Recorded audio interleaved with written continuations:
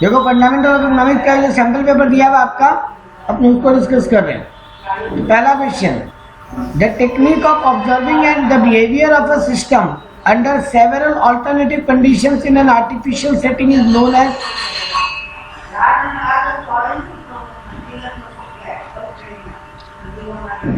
Sir ये game theory है क्या? नहीं, सिमुलेशन। एक आर्टिफिशियल सेटअप बना के हम सब चीजों पे नजर रखते हैं, उसको सिमुलेशन बोलते हैं। ठीक है।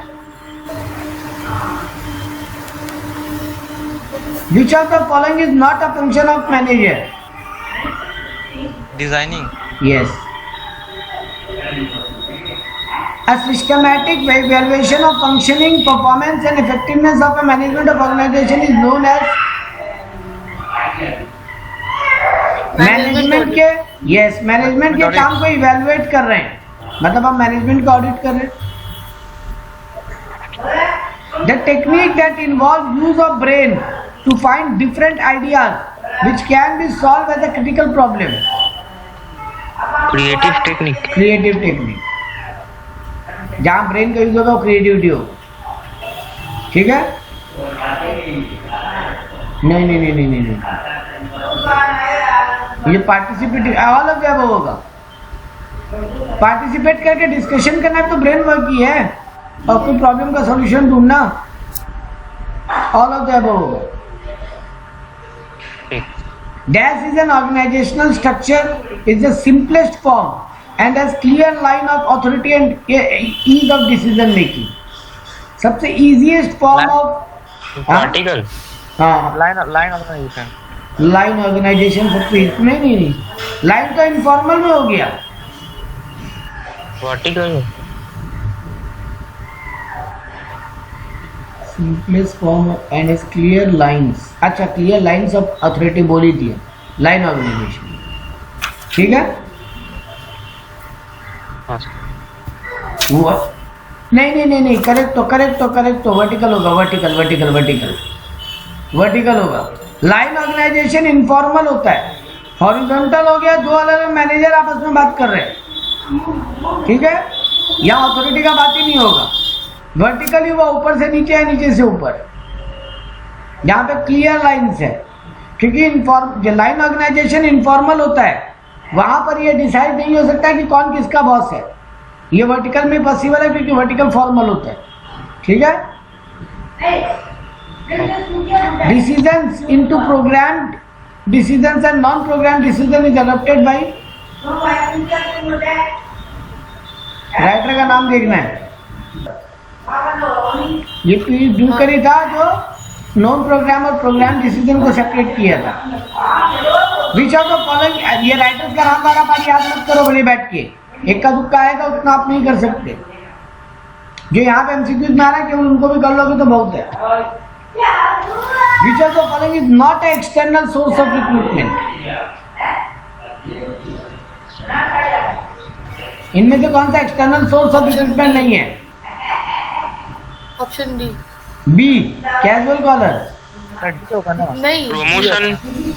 बेटा ऑप्शन सी इंटरनल होता है, अंदर के लोगों को ही प्रमोशन दिया जाता है ना। हाँ। नहीं, एडवर्टीजमेंट से तो तुम बाहर का लोग ही बुलाते हो, कैजुअली कॉल करके भी तुम बाहर का लोग ही बुलाते हो, और अपने एम्प्लॉय को बोलते हो नॉट एन एक्सटर्नल सोर्स। हाँ, इनमें तो कौन सा एक्सटर्नल नहीं है, तो प्रमोशन ही तो होगा ना। हाँ, तो आंसर तो प्रमोशन हम बता रहे हैं, बाकी तीनों आंसर। ओ अच्छा। आंसर प्रमोशन है, प्रमोशन इंटरनल सोर्स हो गया, लेकिन हम बाकी तीनों का बता रहे हैं। एडवर्टीजमेंट क्या होता है? न्यूज़पेपर में ऐड दे रहे हो तो तुम बाहर के लोग ही तो बुला रहे हो। कैजुअली कॉल करके पूछ ले, जो जॉब के लिए इंटरव्यू के लिए आए तुमसे पूछ रहे हो वापस ज्वाइन करोगे क्या, या तुम अपने एम्प्लॉइज को बोल रहे हो तुम किसी को जानते हो तो उसको ले आओ, तो वो भी तो जो आएगा वो बाहर का ही आएगा।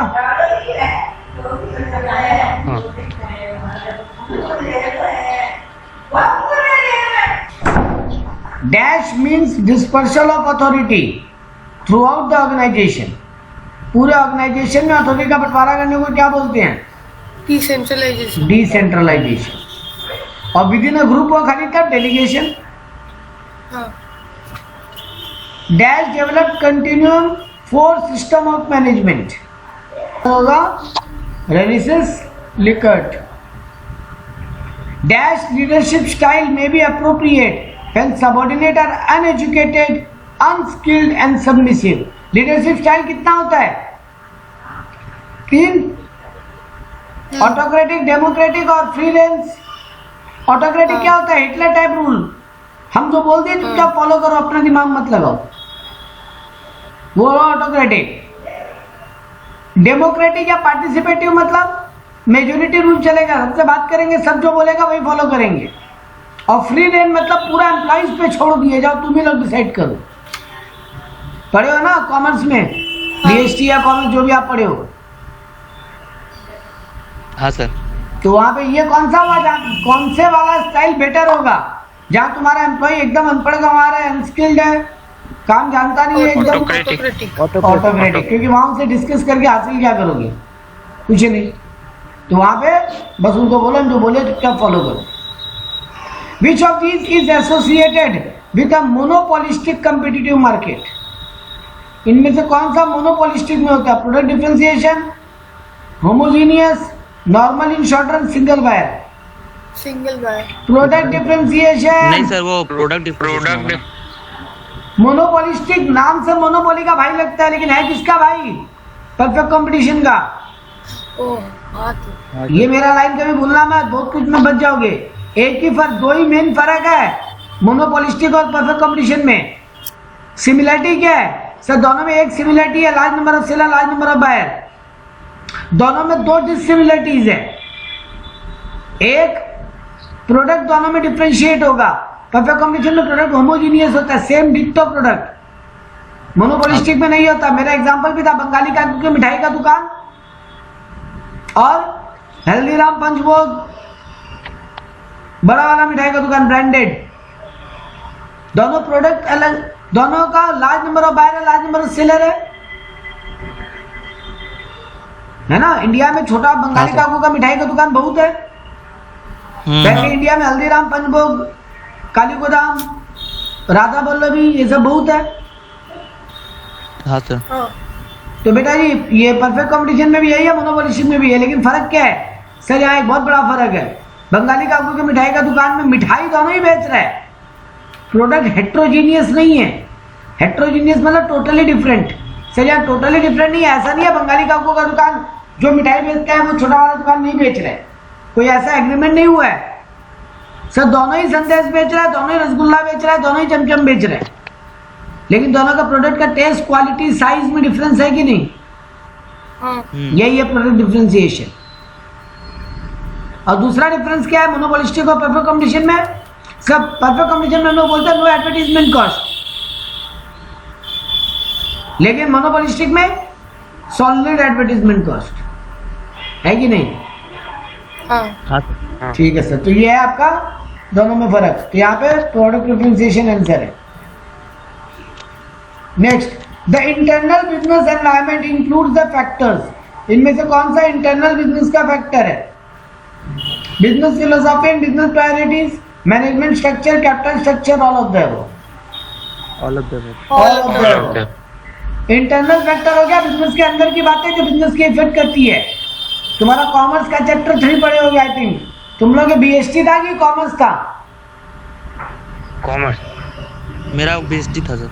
आप लोग कौन से बोर्ड से हो? मेरा तो वेस्ट बंगाल. वेस्ट बंगाल बोर्ड में बिजनेस स्टडीज था बेटा. हाँ, एक बिजनेस subject. भी था. हाँ तो वही तो बोल रहे हैं एक सब्जेक्ट. अरे आईएससी बोर्ड में वही सब्जेक्ट को कॉमर्स बोलते हैं जो तुम लोग बंगाल बोर्ड और सीबीएसई वाले बीएसटी बोलते हो. दोनों सेम है लेकिन दोनों में नाम अलग अलग कर दिया, इसीलिए हम बीएसटी कॉमर्स दोनों वर्ड यूज करते हैं. तो तुम्हारा अगर तुम लोग बीएसटी वाले हो तो chapter number 3 business environment, internal external दो एनवायरनमेंट पढ़ते थे. इंटरनल एनवायरनमेंट वो हो गया जो बिजनेस के अंदर का चीज है जो बिजनेस को इम्पैक्ट कर रहा है. एक्सटर्नल क्या हो जाएंगे सर? सप्लायर, कॉम्पिटिटर, कस्टमर, ये सब एक्सटर्नल फैक्टर्स है. ठीक है ना? हाँ सर. एक्सटर्नल में ये बोलोगे ऑलवेज, ये याद रखो ये वर्ड जिंदगी आसान रहेगा. पेस्टल, पी से पॉलिटिकल, ई से इकोनॉमिकल, एस से सोशल, टी से टेक्नोलॉजिकल, ई से एनवायरमेंटल, एल से लीगल. ये सब एक्सटर्नल फैक्टर्स हैं. ठीक है, जो तुम्हारे कंट्रोल में नहीं है। Who is the father of economics? Adam Smith. Adam Smith. In the long run a firm is perfect competition earns. Long run में एक perfect Normal competitive firm normal profit कमाता है, ठीक है ना? हाँ सर। क्योंकि सर वो अगर एबनॉर्मल प्रॉफिट शॉर्ट रन में कमा सकता है या एबनॉर्मल लॉस शॉर्ट रन में खा सकता है। अगर वो एबनॉर्मल प्रॉफिट कमा रहा है शॉर्ट रन में, तो बाहर से जो लोग बिजनेस को देख रहे हैं उनको लगेगा अरे ये बिजनेस तो बहुत फायदेमंद है, वो लोग भी आ जाएगा। वो लोग आएगा तो सप्लाई बढ़ेगा, सप्लाई बढ़ेगा तो जो एक्स्ट्रा प्रॉफिट तुम कमा रहे थे, सप्लाई बढ़ेगा तो प्राइस डाउन जाएगा, तुम्हारा एक्स्ट्रा प्रॉफिट वापस नॉर्मल पे आ जाएगा। मान लो लॉस खा रहे थे, बहुत लोग बिजनेस छोड़ के चले जाएंगे, सुपर नॉर्मल लॉस हो रहा है तो बहुत जन बिजनेस छोड़ के भाग जाएंगे।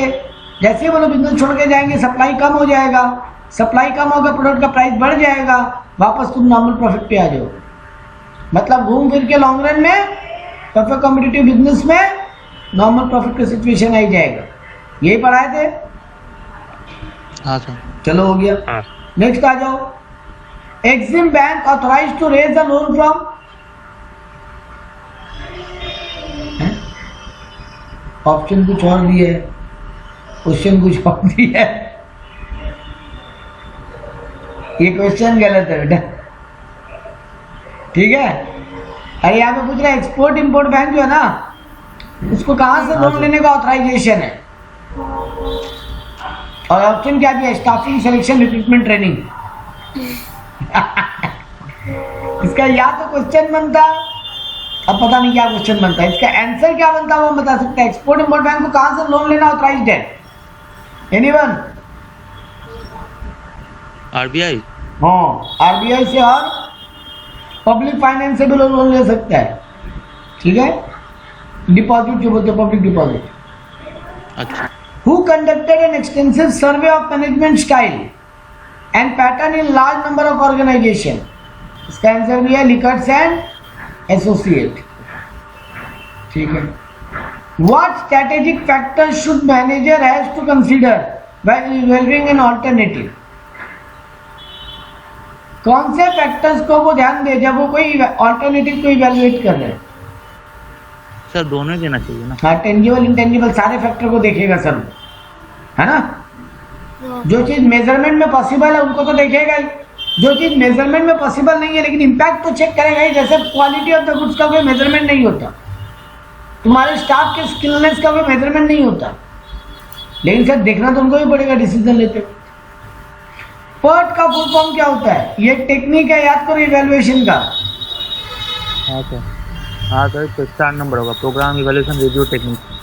प्रोग्राम इवैल्यूएशन रिव्यू टेक्निक, ठीक है?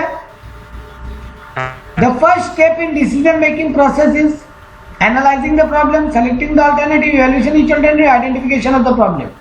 आइडेंटिफिकेशन। हाँ, पहले प्रॉब्लम पता लगाओ, सेकंड स्टेप होगा प्रॉब्लम को एनालाइज करो, थर्ड स्टेप होगा क्या क्या ऑल्टरनेटिव अवेलेबल है उनको पता लगाओ, फिर सेलेक्ट करो उनमें से, ठीक है? The dash related to policy matters and so required a thorough fact finding and analyzing the possible alternative. इनमें से कौन से को पॉलिसी का मैटर मानते हैं और इनके ऊपर बहुत डिटेल इन्वेस्टिगेशन का जरूरत है चूज करने के पहले। Strategic decision, basic decision, technical decision, A और बी।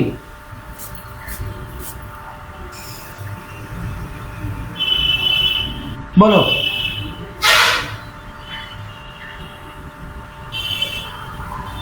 स्ट्रेटेजिक।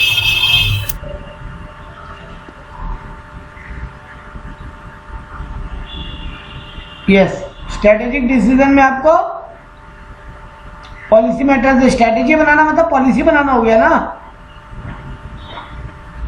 उनमें आपको थॉरो स्टडी का पहले दरकार है। In the long run price is governed by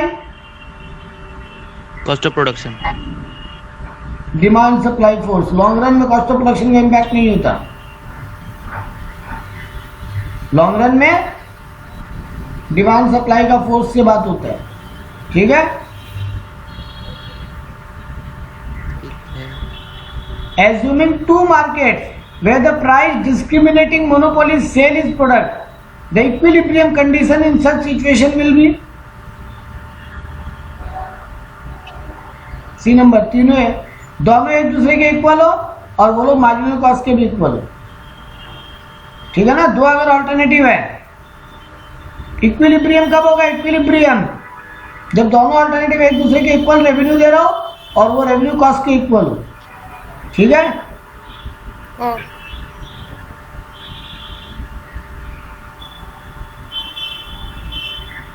which of this will be highly inelastic supply?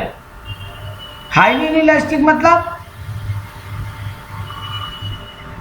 बोलो बोलो, हाईली इनइलास्टिक मतलब? हाईली इनइलास्टिक का मतलब क्या होता है? प्राइस के बढ़ने पे डिमांड बहुत तेजी से नहीं गिरे या प्राइस के घटने पे डिमांड बहुत तेजी से नहीं बढ़े। इनइलास्टिक का मतलब प्राइस का जो इम्पैक्ट है वो डिमांड पे मतलब प्राइस ज्यादा भी बढ़े पर डिमांड कम ही गिर पाएगा। ठीक है ना, तो बताओ इनमें से कौन सा प्रोडक्ट में डिमांड हाईली इनइलास्टिक होता है?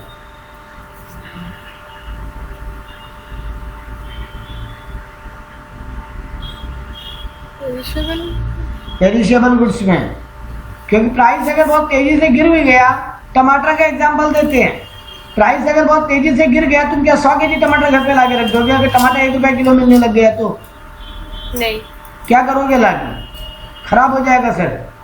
ठीक है, तुम्हारा डिमांड बढ़ेगा लेकिन बहुत ज्यादा तेजी से नहीं बढ़ेगा। वैसे ही प्राइस अगर गिर भी बढ़ भी जाए तो तुम टमाटर एकदम से खाना पूरा जीरो नहीं कर दोगे। ठीक है, हाँ क्लियर है मेरा बात? हाँ सर। लेकिन यहाँ पे आंसर रॉन्ग है क्योंकि आइटम ऑफ एलिट क्लास में भी यही रूल फॉलो होता है, लेकिन कंज्यूमर ड्यूरेबल गुड्स में ये नहीं होता है। यहाँ पे ऑप्शन रॉन्ग है, सी नंबर ऑप्शन भी करेक्ट आंसर है। एलिट क्लास कौन हो गया? वो रईस लोग। हाँ सर रईस लोग का डिमांड भी इनइलास्टिक होता है, प्राइस बहुत तेजी से बढ़ भी जाए तो लोग का डिमांड बहुत तेजी से नहीं गिरता है ना, हाँ तो वो लोग के लिए भी आंसर होता है। लेकिन यहाँ पे अगर ऐसे ऑप्शन आता है जहाँ पे दो क्रिस क्रॉस हो रहा है तो जिसपे ज्यादा एप्लीकेबल है उसको टिक करके आते हैं। In a competitive market dash is the price maker. Competitive market में कौन प्राइस मेकर है? Trade association, industry. इंडस्ट्री। याद करो डायग्राम ऐसा कुछ होता था, इंडस्ट्री प्राइस डिसाइड करता है और वही तुम्हारा फर्म फॉलो करता है। जबकि परफेक्ट कंपटीशन में मोनोपोली मार्केट में फर्म। ठीक है ना, manipulation in CRR enables the RBI to CRR को कम बेसी करके आरबीआई क्या करना चाहता है? Option A. बैंकों को लोन कम बेसी करने पे मजबूर कर सकता है वो।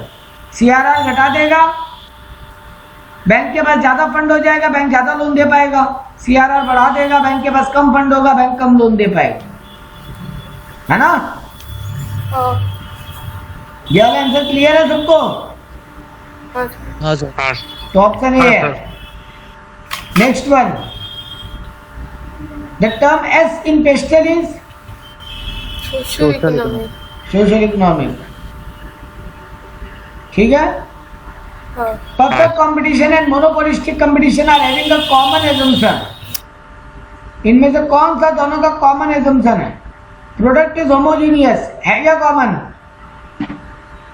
नहीं सर। नहीं सर, यहाँ प्रोडक्ट होमोजीनियस है परफेक्ट में, मोनोपोलिस्टिक में प्रोडक्ट डिफरेंशिएशन होता है। अभी ऊपर पढ़ के आए थे हाँ। बंगाली काकू का संदेश और वो हल्दीराम का संदेश सेम क्वालिटी का, सेम टेस्ट, सेम साइज का नहीं होगा। ठीक है, perfect knowledge about the market. नहीं सर, मोनोपोलिस्टिक मार्केट में perfect knowledge of the market नहीं हो सकता। ठीक है ना, क्योंकि हर दुकानदार अपने हिसाब से प्राइस चार्ज कर रहा है ना। तुम अभी उनको एग्जैक्टली बैठे बैठे अभी बता सकते हो हल्दीराम का एक संदेश का प्राइस कितना होगा, भिकाराम का कितना होगा, काली बादाम का कितना होगा, मेरे एरिया के मोड़ वाले बंगाली काकू का कितना होगा, तुम्हारे एरिया के मोड़ वाले बंगाली काकू का कितना होगा? नहीं बता सकते। तो सर ये भी नहीं हो सकता। फ्री एंट्री फ्री एग्जिट होगा। हाँ यही होगा, क्योंकि सेलिंग कॉस्ट वाला जो पॉइंट है वो भी नहीं हो सकता। ठीक, तो सर यहाँ पे ऑप्शन डी आंसर होगा, यही कॉमन है। ठीक है, हेलो, हाँ सर। हाँ Yes, ठीक sir. हाँ है। Sir. Next, repo transaction means, repo rate किसको बोलते हैं?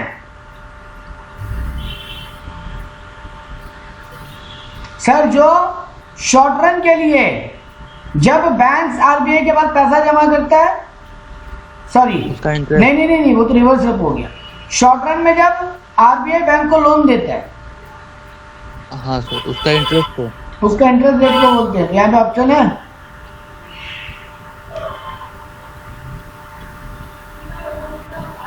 Cell holder to the investor with the agreement to purchase them at predetermined date, नहीं। Sale of security by the holder to the investor with the agreement to resale them, sale of purchase security by the holder investor with the agreement to purchase them, हाँ ये होगा purchase them. ठीक है,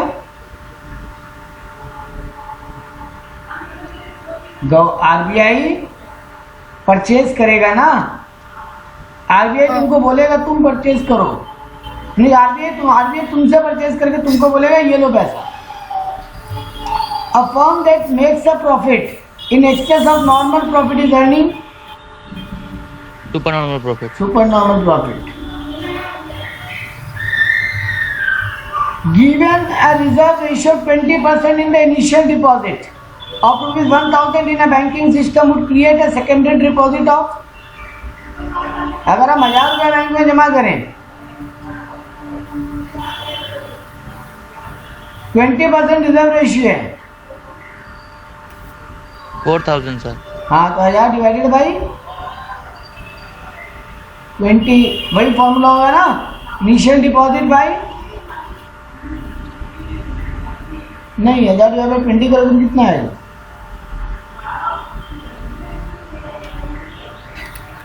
50।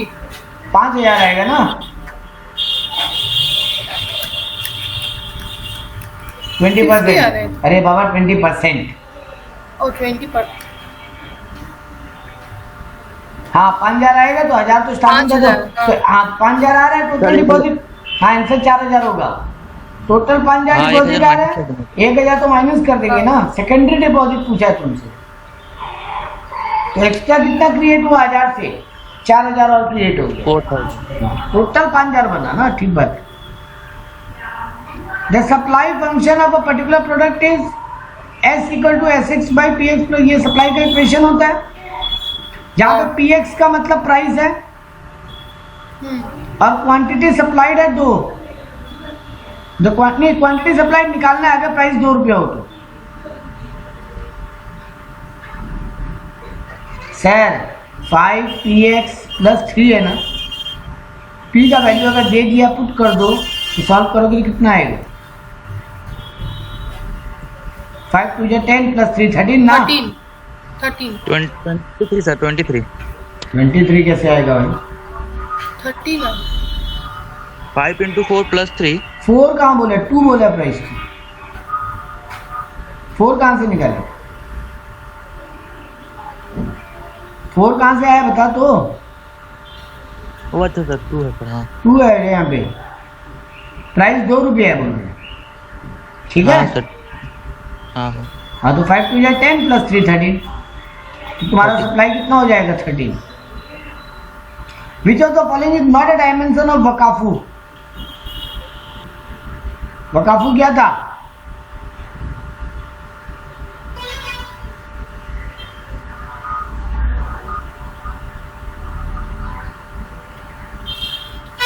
Volatile, uncertainty, complexity, एक minute रुको, ये रहा वकाफू का फुल फॉर्म।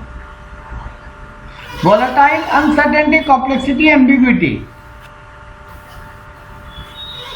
वर्सटाइलिटी नहीं आएगा फिर। वर्सेटैलिटी नहीं होगा इसमें, ठीक है? Profit in the difference, profit is the difference between total cost minus total revenue, total revenue minus total cost, both A and B, none.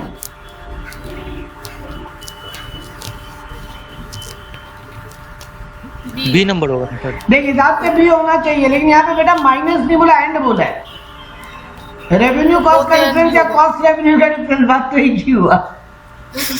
लेकिन यहाँ लैंग्वेज रॉन्ग है बेटा, आंसर भी होना चाहिए था कोई तरीके से, लैंग्वेज थोड़ा गलत लगा क्वेश्चन का एंड ऑप्शंस का। तो अगर हम हो तो हम तो बी टिक कर गए हैं, क्योंकि टोटल कॉस्ट और रेवेन्यू तो पहले कॉस्ट है बाद में रेवेन्यू है, तो हम तो मानेंगे कॉस्ट माइनस रेवेन्यू कर रहे हैं। लेकिन नहीं, आंसर बहुत एन भी होगा, क्योंकि आंसर नेगेटिव भी आया तो क्या हुआ, आंसर तो परफेक्ट ही आ रहा है। हाँ बहुत एन भी करके आना पड़ेगा, लेकिन यहाँ क्वेश्चन रॉन्ग है। आरबीआई वॉज नेशनलाइज्ड इन 1949 जनवरी। 1949 जनवरी, काम का आंसर है, याद रखना। If the price of a burger rise from 12 to 20, तो पुराना पी है 12, नया P1 हो गया 20, and result with daily sales decrease from 300 to 200, तो क्वांटिटी पहले 300 था 200 हो गया। मतलब price level demand can be estimated as, तो चेंज इन डिमांड 100 हुआ है, divided by original demand 300, whole divided by change in price हुआ है, ये प्राइस ओरिजिनल है, चेंज इन प्राइस है 8 रुपया, ओरिजिनल प्राइस है 12 रुपया, तो 100 divided by 300 into 12 divided by 8, 0.5 0.5 आ रहा है। सॉल्व करने पे, हम सॉल्व नहीं कर रहे, हम आपके आंसर पे चल रहे हैं। इसको सॉल्व करोगे तो जो भी आंसर आएगा वो आंसर है, ठीक है। ये वाला एमसीक्यू भी बहुत काम का। FERA has been replaced by FEMA, होता क्या था, फॉरेन अथॉरिटी रेगुलेशन एक्ट बोल के पहले था, फॉरेन एक्सचेंज रेगुलेटरी अथॉरिटी बोल के पहले डिपार्टमेंट हुआ करता था, जिसको अब फॉरेन एक्सचेंज मैनेजमेंट एक्ट कर दिया गया, ठीक है। ठीक है। An increase in price will result in increase in total revenue if, तुम्हारा प्राइस बढ़ने पे रेवेन्यू बढ़ेगा कब, percentage change in quantity demanded is greater than percentage change in price, percentage change in quantity demanded is less than percentage change in price, percentage in quantity is equal to percentage change in price, none. B number है, जब कम होगा तो, जब quantity demanded का percentage less than percentage change in price है, यानी मेरा डिमांड कम गिरेगा प्राइस के मुकाबले, प्राइस बढ़ेगा, डिमांड गिरेगा लेकिन कम गिरेगा, है ना। तो यानी ओवरऑल मेरा रेवेन्यू बढ़ जाएगा, ठीक है। RBI check inflation by increasing CRR, increasing CRR, नहीं इंक्रीजिंग बैंक रेट भी तो बेटा अच्छा बहुत होगा सर, बहुत होगा। A U-shaped long run average cost कब रिप्रेजेंट, ये U-shaped long run average cost कब होता है, लॉन्ग रन कॉस्ट कब, इसलिए क्या चीज को रिप्रेजेंट करता है, economic and diseconomic of a scale, average fix cost and average variable cost, increase and decreasing marginal fix cost, बेटा economic and diseconomic, long run में इकोनॉमिक एंड डिसइकोनॉमिक होता है बेटा, लॉन्ग रन बोला है, long run U shape long run average cost, long run में economic and diseconomic होता है। Commercial paper as money market instrument are use by, कौन इशू करता है कमर्शियल पेपर, बड़ी बड़ी कंपनीज। कमर्शियल पेपर क्या होता है सुन लो, कमर्शियल पेपर होता है कि तुम ना, मतलब हम एक कंपनी है, मेरे को मार्केट में अपना आईपीओ लाना है, आईपीओ लाने हमको मतलब 20 करोड़ का आईपीओ लाना है, ऑब्वियस सा बात है ना बेटा, मेरा आईपीओ के लिए हमको खर्चा भी तो करना पड़ेगा आईपीओ लाने के लिए, हाँ सर, तो वो भी पैसा मेरे पास नहीं है। मान लो नीरज लिमिटेड एक कंपनी बोला, हाईली रेटेड कंपनी है मेरा, हमको आईपीओ लाना है 20 करोड़ का, और वो 20 करोड़ का आईपीओ लाने के लिए भी 50 लाख खर्चा होगा, नहीं है मेरे पास वो 50 लाख। हम मार्केट में कमर्शियल पेपर बोल के डॉक्यूमेंट इशू करेगा, अनसिक्योर्ड पेपर होता है ये, इसके लिए कुछ गिरवी नहीं रखेगा, क्योंकि 2-3-4 महीना का ही होता है। वो आईपीओ लॉन्च करेगा और उस आईपीओ से ये पैसा विद इंटरेस्ट लौटा देगा, तो यही होता है कमर्शियल पेपर। इसको फ्लोटेशन कॉस्ट बोलते हैं, जो आईपीओ लाने का खर्चा होता है उसको क्या बोलते हैं, फ्लोटेशन कॉस्ट। तो फ्लोटेशन कॉस्ट करने के लिए हमको एक डॉक्यूमेंट इशू करना पड़ा, वो पैसा अरेंज करने के लिए, उसको बोलते हैं कमर्शियल पेपर। और ये सिर्फ हाईली रेटेड कंपनीज को इशू करने अलाउड है, हर कोई कंपनी ये नहीं कर सकता। आपका क्रेडिट रेटिंग वगैरह गवर्नमेंट की नजर में बहुत अच्छा होना चाहिए। स्वॉट में टी का मतलब क्या है? स्वॉट का फुल फॉर्म क्या है? Strength, weakness, weakness, opportunity, threat. Strength, weakness, opportunity, threat. तो टी का मतलब थ्रेट। थ्रेट। अब monopoly demand curve is, monopoly market में डिमांड कर्व कैसा होता है? Same as AR, same as supply curve, same as average curve, same as marginal cost curve. Downward sloping. बेटा इन चारों में डाउनवर्ड स्लोपिंग ऑप्शन क्या बोलना चाहते? नहीं मतलब आप पूछे ना कि कैसा होता है वो बताएं। वो ठीक है, इनमें से क्या होगा? सप्लाई कर। नहीं बेटा, एक बात जिंदगी भर याद कर लो, परफेक्ट कॉम्पिटिशन मार्केट हो, मोनोपोली मार्केट हो, मोनोपोलिस्टिक मार्केट हो, ओलिगोपोली मार्केट हो, कोई डुओपोली मार्केट हो, कोई भी मार्केट हो, AR equal to demand curve होता है ऑलवेज। जो एआर का लाइन है वही डिमांड का लाइन है। ये अपने ब्रेन में एकदम छाप लो ये बात को, ठीक है ना? ठीक है सर। एआर ही डिमांड कर्व होता है, कोई भी मार्केट हो। यहाँ पे ऑप्शन कौन सा होगा? पहला वाला, ए नंबर। हाँ, एआर ऑलवेज डिमांड कर्व के इक्वल होता है, ठीक है? Which one of the following is oligopolistic model insist of cooperation? Oligopoly में 4 मॉडल पड़े हैं।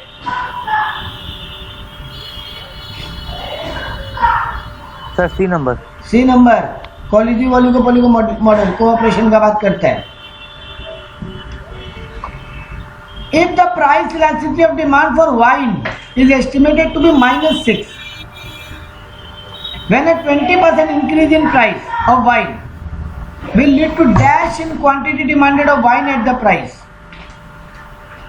अगर तुम्हारा ईडी जो है वो -6 है, अब अगर प्राइस 20% बढ़े तो डिमांड कितना गिरेगा? डिमांड गिरेगा, ये तो पक्का है। हाँ सर। सर वो तो ऐसे भी माइनस सिंबल बता ही रहा था। माइनस का मतलब ये था डिमांड गिरना, और वैसे भी बोला प्राइस बढ़ा मतलब डिमांड गिरेगा। सर सिंपल फॉर्मूला लगाइए ना, ईडी इक्वल टू क्या होता है?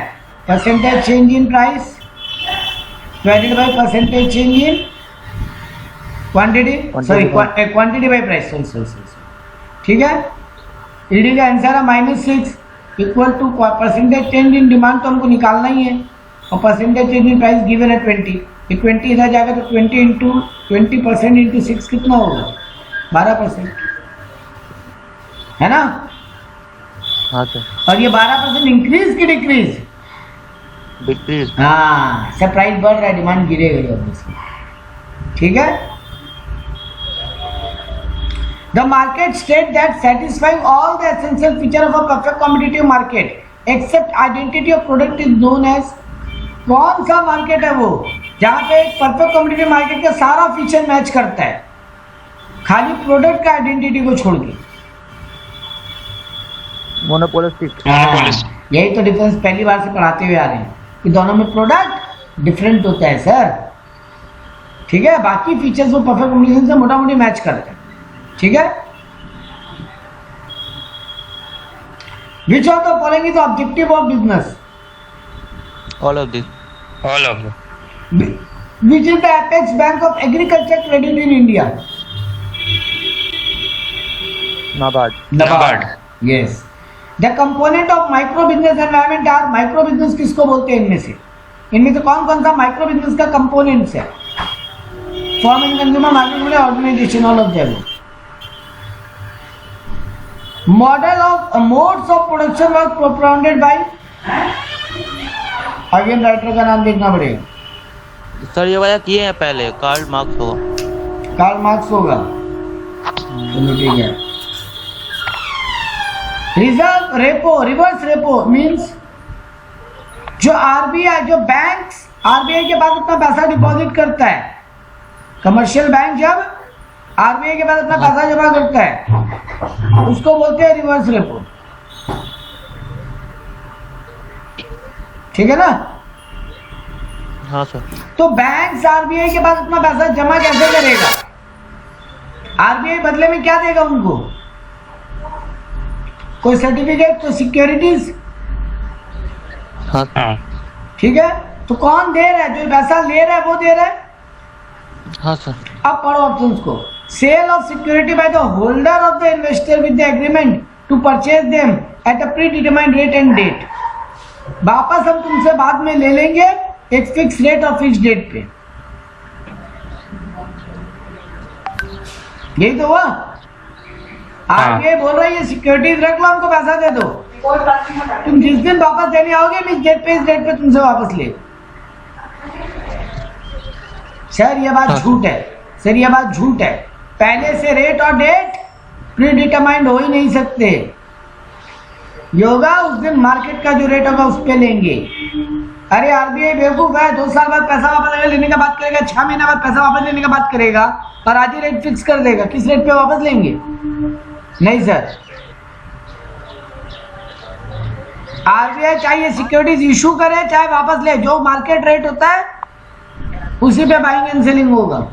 ठीक है, ठीक है सर। तो ऑप्शन डी। तो रेपो में क्या हो जाता?